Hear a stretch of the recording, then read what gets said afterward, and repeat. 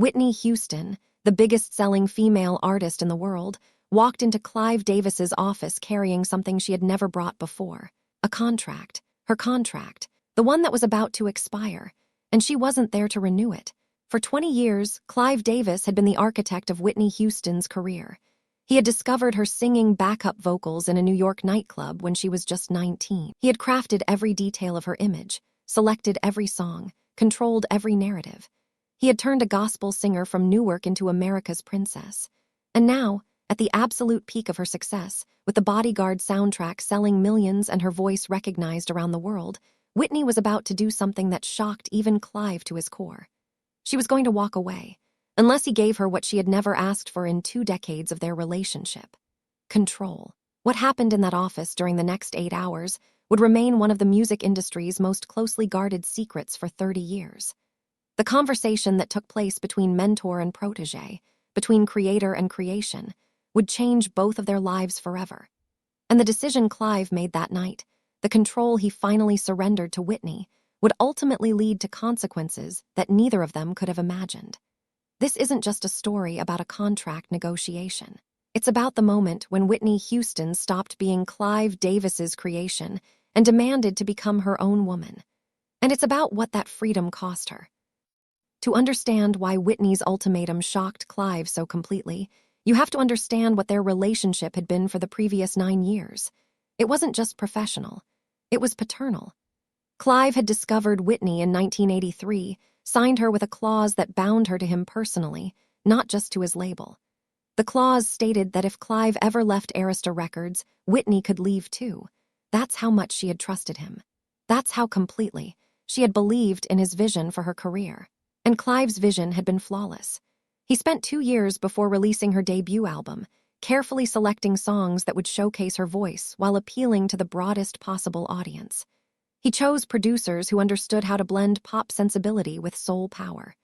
He designed an image that was elegant, classy, and non-threatening to white audiences while still maintaining enough authenticity to appeal to Black listeners. When Whitney Houston's self-titled debut was released in 1985, it became the biggest-selling debut album by a female artist in history. 7 consecutive #1 singles followed: Grammy Awards, American Music Awards, Billboard records that still stand today. By 1992, Whitney Houston was the most successful female recording artist in the world. But there was a price for that perfection. Every detail of Whitney's public persona was controlled by Clive. What she wore, what she said in interviews, who she was photographed with, even her romantic relationships were subject to his approval. When Whitney began dating R&B bad boy Bobby Brown in 1989, Clive was concerned. Bobby represented everything that Whitney's carefully crafted image was not. He had a criminal record.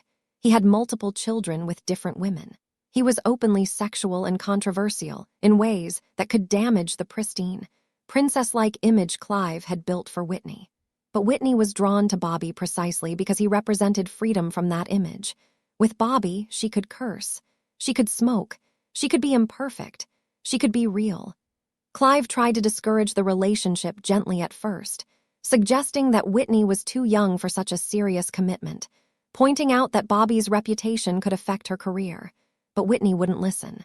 And on July 18, 1992, just months after The Bodyguard's release made her the most famous woman in music, Whitney married Bobby Brown despite Clive's reservations. The marriage changed something in Whitney. For the first time since Clive had discovered her, she began questioning his control. She started wondering whose life she was really living, hers or the one Clive had designed for her. When her Arista contract came up for renewal in late 1992, Whitney made a decision that surprised even her closest friends.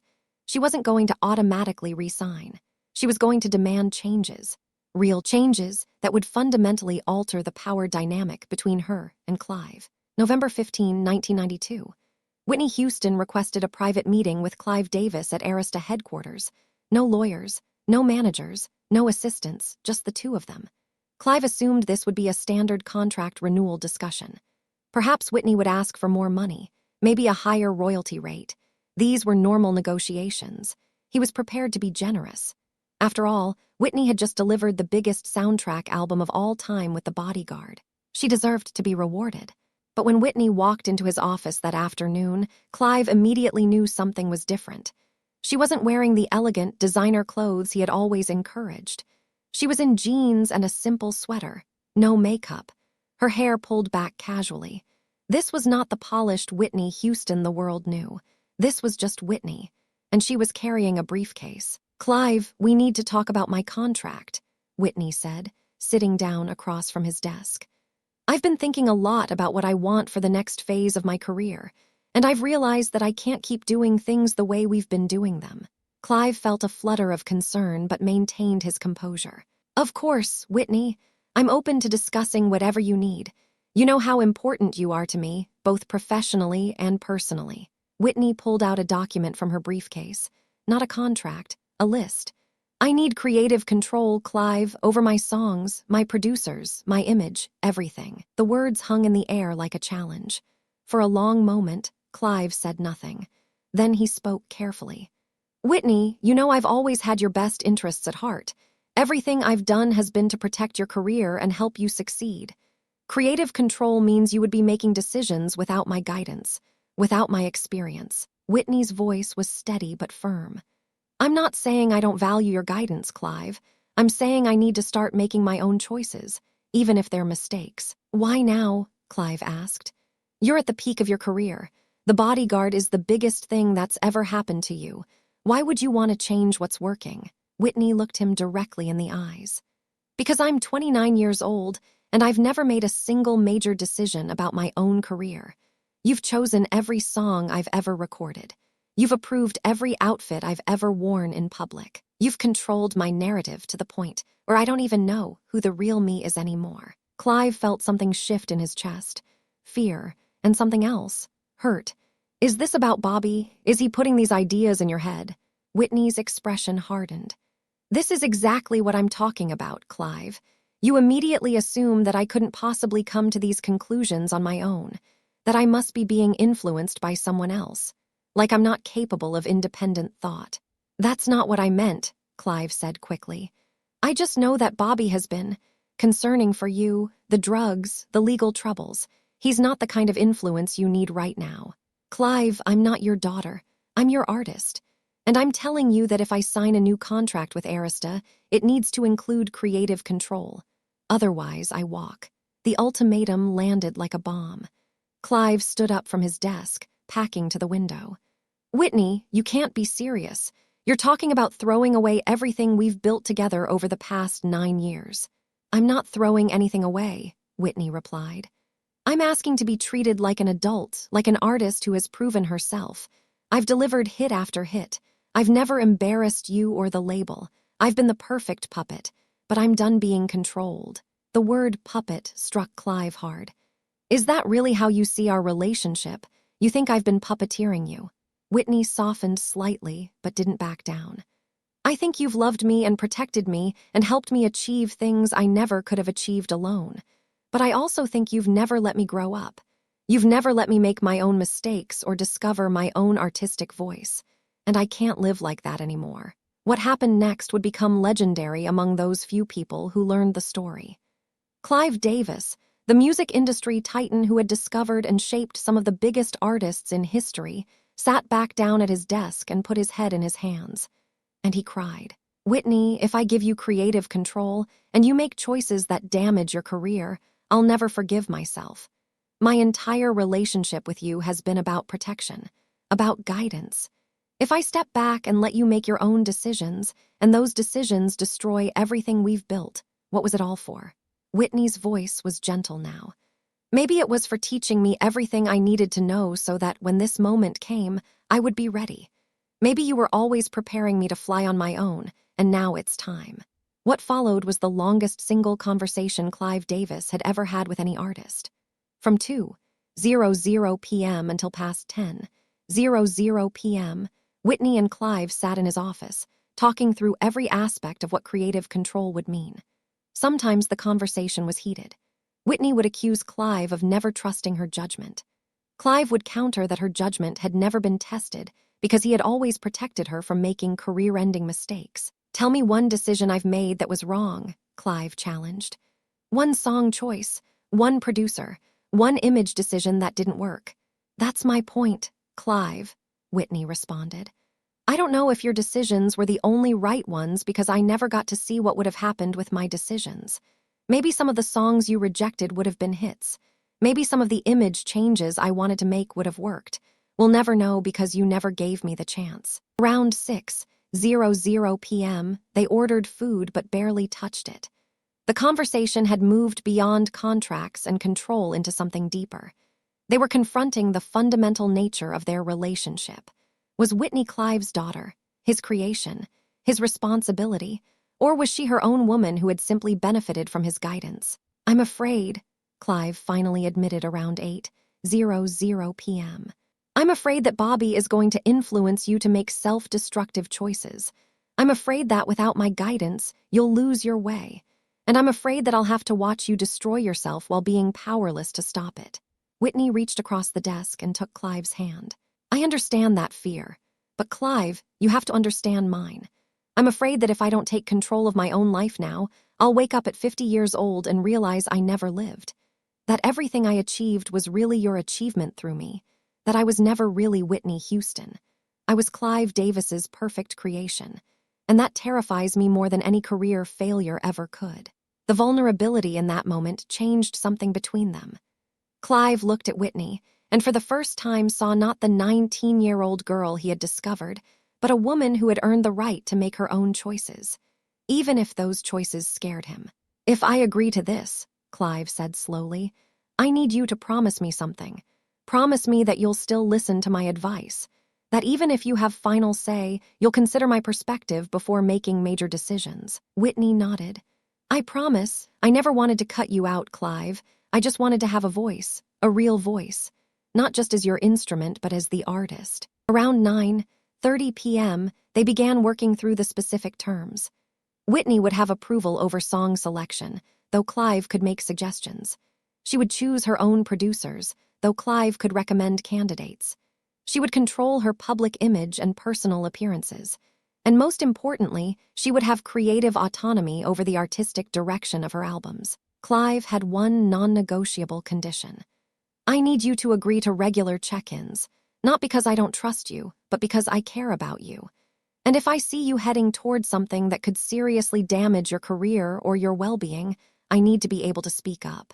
I can live with that, Whitney agreed. As long as you understand that speaking up doesn't mean controlling, you can advise, I'll decide. By 10:15 p.m., they had the framework of a new contract. But before Whitney left, Clive said something that would haunt him for years. Whitney, I hope you know what you're doing, because the music industry without guidance is brutal. And I worry that the freedom you're asking for will become the rope that hangs you. Whitney looked at him with a sad smile. Maybe it will, Clive, but at least it will be my rope, my choice, my life. The new contract was finalized in December 1992. News of Whitney's unprecedented creative control spread through the industry like wildfire. Other major artists began demanding similar terms in their contracts. The power dynamic between labels and established artists started to shift.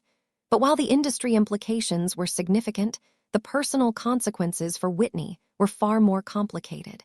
With creative control came creative pressure. For the first time, Whitney couldn't blame anyone else if an album underperformed. She couldn't point to Clive's song choices or image decisions if something went wrong. The responsibility was entirely hers, and that weight was heavier than she had anticipated.